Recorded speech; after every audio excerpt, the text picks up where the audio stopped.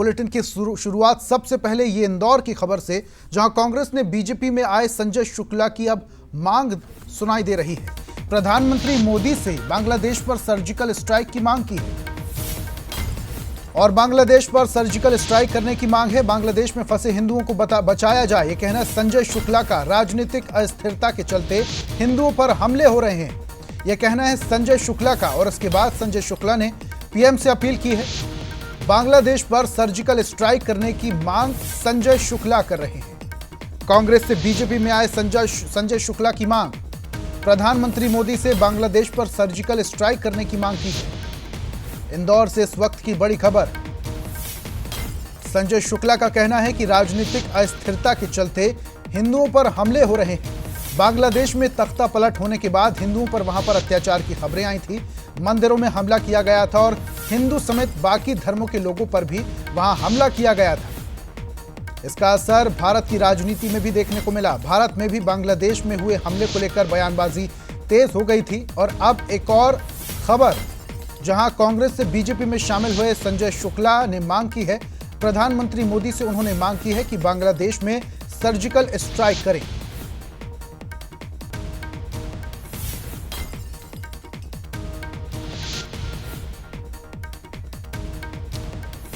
तो इंदौर से खबर आपको बता रहे हैं, जहां बांग्लादेश में हिंदुओं पर हो रहे अत्याचार को लेकर कुछ समय पहले साधु संतों ने भी विरोध किया था और सरकार से इस मामले में हस्तक्षेप करने की बात कही थी। तो दूसरी तरफ अब इंदौर में कांग्रेस से बीजेपी में गए संजय शुक्ला ने भी प्रधानमंत्री से मांग कर ली है।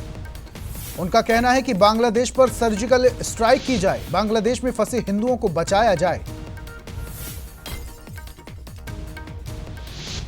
आपको सुनवाते हैं संजय शुक्ला ने क्या कुछ कहा, सुनिए।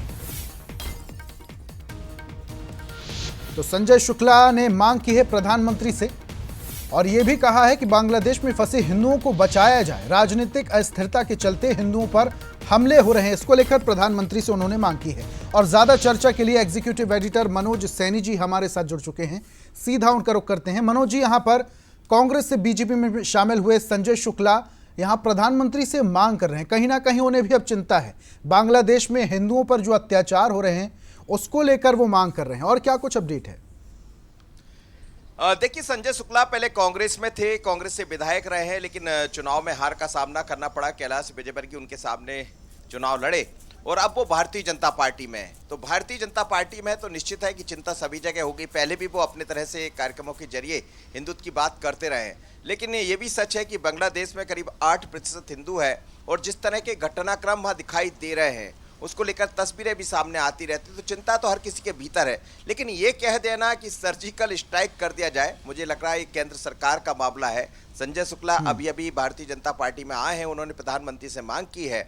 पूर्व विधायक है और बड़े नेता है इंदौर के, पहले कांग्रेस में थे, अब बीजेपी में है, पर बीजेपी की राह पर वो चलने का प्रयास कर रहे हैं। हालांकि बीजेपी भी ये नहीं कहेगी कि वहाँ सर्जिकल स्ट्राइक कर दिया जाए, क्योंकि वहाँ की प्रधानमंत्री तो भारत में शरण ली हुई है, पूर्व प्रधानमंत्री, और जिस तरह के माहौल वहाँ पे बने हुए, ऐसे में ये केंद्र सरकार का निर्णय है। बहुत अलग तरह की बात होती है जब आप सर्जिकल स्ट्राइक क्या कहकर तो होगी नहीं, लेकिन उन्होंने अपनी तरफ से, हालांकि हिंदुओं की चिंता उन्होंने जताई है। अब इसको लेकर निश्चित रूप से सियासत भी गरमाएगी, कांग्रेस की तरफ से बयान देखने को मिलेंगे, लेकिन उन्होंने सर्जिकल स्ट्राइक की बात कहकर बांग्लादेश में एक मौका जरूर कांग्रेस को दे दिया बोलने का।